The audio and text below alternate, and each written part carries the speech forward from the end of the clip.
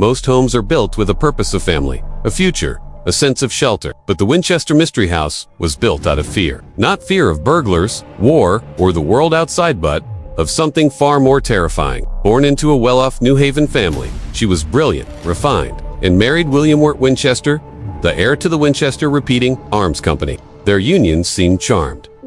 Until tragedy struck. First, their infant daughter Annie died of a rare disease, wasting away in Sarah's arms. Then, years later, William succumbed to tuberculosis. With his death, Sarah inherited over $20 million and 50% of the rifle and fortune worth hundreds of millions. Today, staircases that ascended into the ceiling, doors that opened into sheer drops, cupboards that hid false walls, windows in the floor. Sarah had a deep fascination with spiritualism, numerology, and symbolism. The number 13 appears everywhere.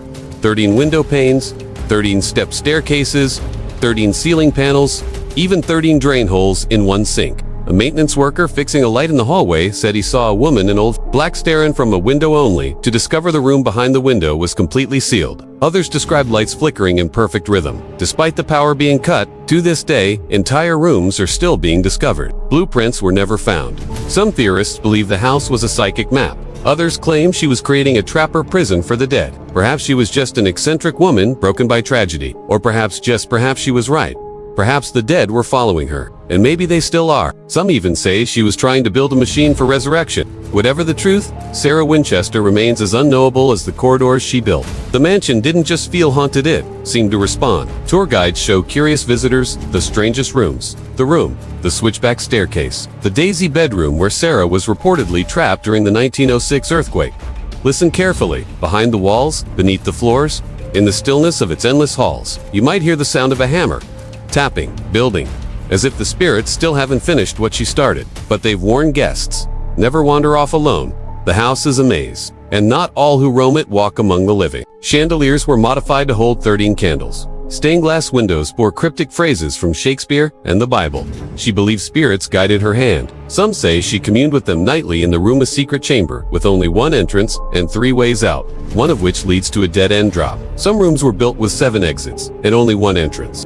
A cabinet in the kitchen opens to a wall that stretches through 30 other rooms. It's as if the house itself was trying to lose you. Or perhaps Sarah believed she could lose the spirits chasing her. But money couldn't buy peace. The spirits of the dead. In San Jose, California, surrounded by quiet suburbia, this bizarre mansion stretches over 24,000 square feet. They'd see Sarah wandering the halls in the dead of night, her black veil trailing behind her. She was rarely seen in daylight. Employees were forbidden to speak to her. Food was left outside her bedroom door. The hammers stopped. Just like that, carpenters laid down their tools. One worker recalled sawing a banister when the word came. He left the board half-cut. It remains that way to this day. It's as if the house, finally, could rest. And the sounds, though, the sounds echoed through the halls. Footsteps when no one walked, tapping when no one knocked. Disembodied voices, whispering when the air stood still. But despite its grand halls and delicate stained glass windows, it was never meant for comfort.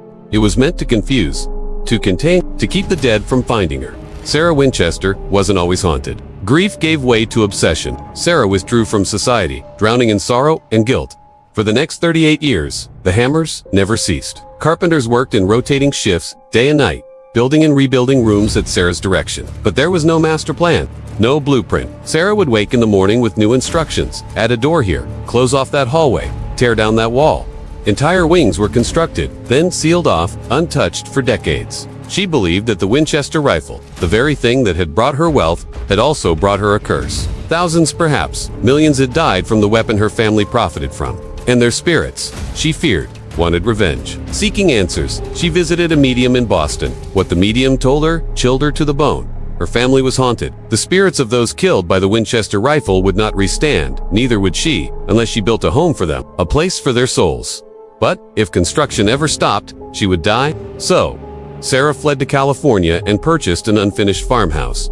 And then the building began. The mansion became a labyrinth of madness. But she didn't just build to confuse, she built to appease. Those who worked in the house spoke in whispers. Visitors in later years reported even stranger things. A tourist once fainted on the 3rd floor after claiming a cold hand had gripped her shoulder. And then there was Sarah's death. On September 5, 1922, she died peacefully in her sleep at the age of 82, in the moment she passed. But Sarah left behind no will, No letters, no explanation. What she was truly building, what purpose the house served, died with her. Today, the mansion stands frozen in time, a monument to grief, guilt, and ghostly obsession. So what truly haunted Sarah Winchester? Was it guilt, madness, or something far more terrifying? If you ever visit the Winchester Mystery House,